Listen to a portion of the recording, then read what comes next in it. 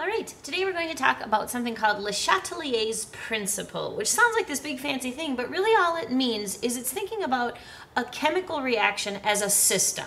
So that could be taking place in a living cell, it could be taking place in a machine, it could be taking place in a beaker. Wherever the chemical reaction is happening, that's what we think of as our system. So the original principle states this: if a stress of some kind is applied to a system that's already in dynamic equilibrium, which means everything is balanced basically, the system shifts to relieve the stress and return to equilibrium. So like I said, this sounds like a big fancy thing, but just think of it kind of like you. When you get stressed out, you do something to relieve that stress and return back to sort of like your normal self. Like maybe you do something like talk to people or go for a walk or a run or listen to music or drink some tea or eat ice cream or whatever it is. Well, that's what, we as humans maybe do to relieve stress. Well, in a chemical system, there's something else that they do. They can't go and talk to their friends, their other atom friends, but there's something that they can do to relieve that stress. So the idea here is that chemistry and all nature always wants to be stable, lowest energy possible. And so if something happens to get out of that natural balanced state, chemical equilibrium will try to return itself by doing something. So that's what this topic is about, and it's known as Le Chatelier's principle. All right, so let's continue talking about this here. So there's three different ways that a chemical system can get stressed out. One of them is just by changing the concentration of your chemicals that you're dealing with. More chemicals or less chemicals than you started with or ended with. So the idea here is that if you start with a balanced equation, think of some type of equation. If it's already balanced and everything is happening as equilibrium, the reactants are turning into products, the products are turning into reactants, it's just kind of going back and forth and it's just kind of staying like that. If you added more reactant, well, what happens then is that reactant then is going to be able to make more products. So it shifts itself. So if there's too much reactant, it shifts over to the product side. Think of it sort of like this. So I'm going to use R, and then I'm going to use the arrow, and then P for products. In these types of dynamic equilibrium, it's like a back and forth. The reactants are going to products, the products are going to reactants, and it wants to stay balanced. So in this case, if you have too much reactant, that side is stressed out, so I need less of it. So I need to go to the product side. That's what this is saying. If I remove a reactant, that means I don't have enough of this, which means I need more of it. So if I remove a reactant, it's actually going to push the reaction back to the reactant side. Because think of it, it's always this idea, if it's trying to stay equal, if I take away a reactant, that means I don't have enough of it. So I need more of it to get it back to equilibrium. Well, another option is that I could add a product. So if I add a product, that means I would have too much on the product side.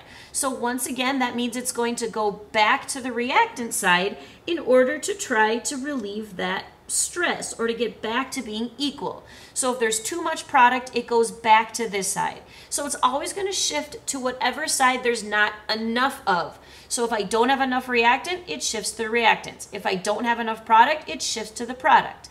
And then the other one here, it says a commonly used trick, I'll talk about that in a second, is that I could remove a product. So the idea here is that, okay, I don't have enough product, which means it has to shift back to the product side. Now the cool thing about this is that that means that I could just keep taking away product and then it makes more product. Take away product, it makes more product. I say this as a commonly used trick because if I'm doing a reaction in a factory where I'm trying to produce something, if I take product away, it will make more product, which means I'm just going to keep making more product. And as a chemist, that's what I'm trying to do, so that's a good thing. Now, eventually, you can stress out the system so much that it could never return back to this equilibrium idea, and in that case, then the reaction would just stop. But I can do this trick for a little while at least. So that's what we mean by change of concentration, actually changing the amount of chemicals that you're dealing with. Well, another option, same kind of idea, but instead of changing the actual chemicals, is I could also just change the temperature. Because some reactions are very sensitive to temperature. And so if I change the temperature, then it is able to adjust itself to relieve whatever temperature change I have done. So the idea here is that if I increase the temperature, so if I increase the temperature, it's going to cause the reaction to shift in the direction that absorbs the heat, meaning that it's going to try to soak in that heat to get itself back to being at equilibrium. And then you can just think of it the same way we did here. So reactants versus products. So let's look at this example. In this case, this side is not hot already. This is the side that is hot already. So if I increase the temperature, that's like saying this side is too hot. So it's going to go back to this side, so back to the reactant side, in order to relieve that stress. It's going to try to get rid of this, because this is the hot side, and increase this side. So I need more of this because this side is not hot enough, because when I increase the temperature, this side got more hot, and it was already hot. So to relieve that stress, think of it as it needs to cool back down, so it goes back to this side. Well, another option is that instead of increasing the temperature, I could decrease the temperature. So let's think about this. If I decrease the temperature of this whole thing, that means it's too cold. But this side already is trying to give itself some heat. So if I reduce the temperature of this whole thing, it's going to go to this side, because this is the side that can heat the whole thing back up and try to get it back to being balanced. So it would shift towards this side. So these sides would both, you need more of it, which means these would have to try to decrease, because this side is already cold. So if I had more of this, it would just get cooler, and that wouldn't get it back to being equilibrium. So again, you can just kind of think of it as a back and forth, depending on which side needs more heat. Do I need more heat? Then it shifts in that direction. Do I need less heat? Then it would shift in that direction. So it's this back and forth idea, trying to get back to being balanced. The other option then, instead of temperature, instead of concentration, is I could change the pressure. And it turns out that really the only thing that matters for pressure is if you have an unequal number of moles of gases. That's the key thing. Gases is what matters here, because gases are really the only thing that are affected by pressure enough for it to matter. So the idea here is, take a look at this. If we think of this as our reactants and this is our product, well, right now I've got 2 moles of gases on this side and only 1 mole of gas on this side. So we figure that out, the number of moles, by looking at adding up the coefficients. So in this case, again, these are both gases. This has 2 gases. This is only 1 gas. So right now, this already has a lot more pressure. So if I increase the pressure of this whole thing, it's going to shift over to this side to relieve that stress, because this side doesn't have as much pressure.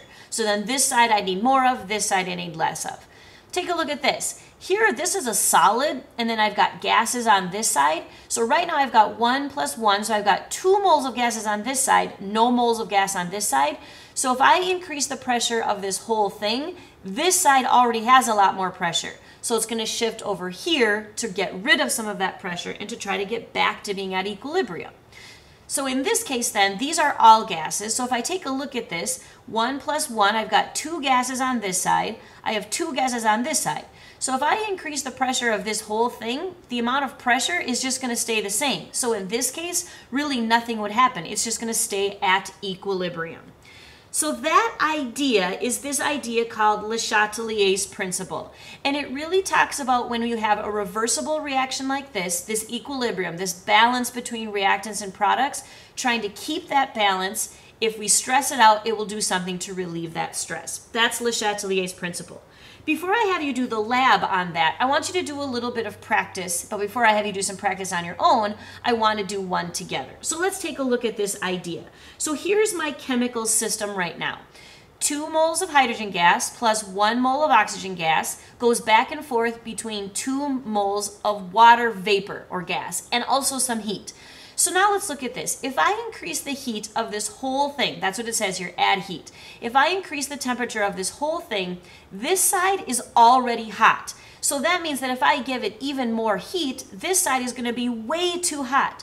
So to relieve that stress, I need to go back to this direction and get rid of some of this. So that means that this side needs to decrease. I need less of this side and more of both of this side. So then we're going to put up arrows on this side, because that's going to get it back to being balanced. There's too much of this, so this has to decrease, and give me more of this, so both of these have to increase.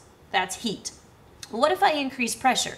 Well, remember, pressure only matters for moles of gases. I've got 2 plus 1, 3 moles of gas on this side, 2 moles of gas on this side.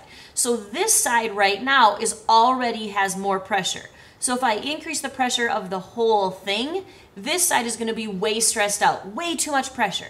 So I need to get more of this side to relieve that pressure, which means I need to get rid of some of this. So both of these things are going to decrease in the amount, which means this side then would have to increase. So notice it's always the opposite. Whatever happens on this side has to be the opposite over here so that it gets back to being balanced.